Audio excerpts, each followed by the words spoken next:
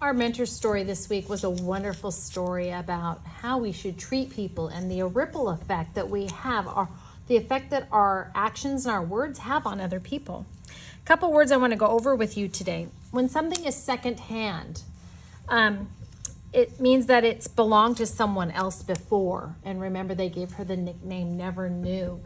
When you write someone's nickname, it's like their name, so it should be is a proper noun and it should be capitalized. So make sure that when you're writing anyone's name or even a nickname that you capitalize it. Tattered, things that are tattered are old and torn. The clothes that Chloe, that Maya wore were tattered, but she was very proud of her pretty dress and her new shoes and the things that she wore. Brilliant.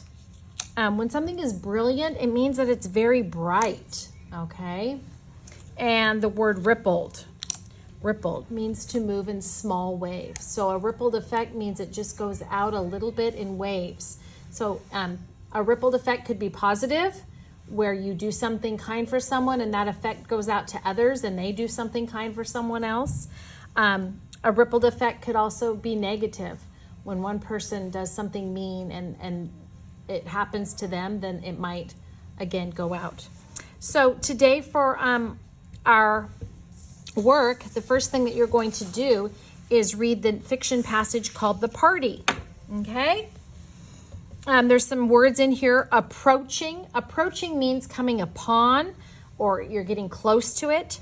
Cautiously means that you're a little bit hesitant. You don't rush right into something when you are cautious. And scanned.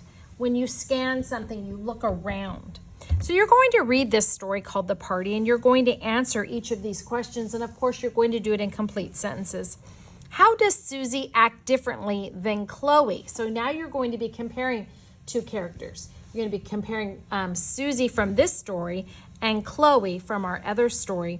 How does Susie act differently than Chloe did in each kindness? Susie acted differently because, and then give me an example of how she was different than Chloe. How could you tell Susie was excited about her party? Okay, again, look to cite some evidence from the story. What evidence did you get that she was excited about her party? And then why do you think Victoria was sad? And pick one of these underlined words and tell me what you think it means. Okay, so you're going to do that. And then for your vocabulary today, I've given you one of these vocabulary words, the word brilliant. Do you remember what it means? It means very bright.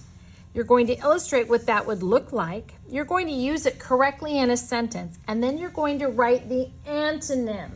The antonym is the opposite. What is the opposite of something that's very bright? Okay?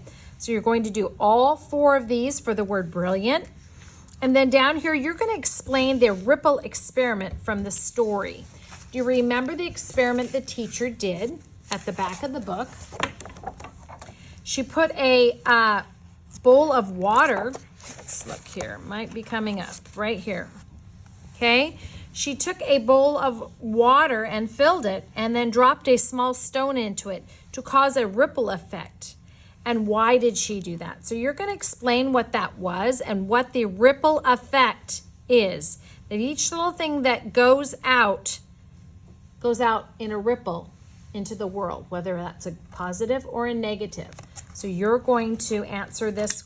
You're going to explain the experiment that they did in the class from the story and what the ripple effect means there. Okay? So got some work for you today. Some vocabulary and some comparing characters, but you're going to do a great job.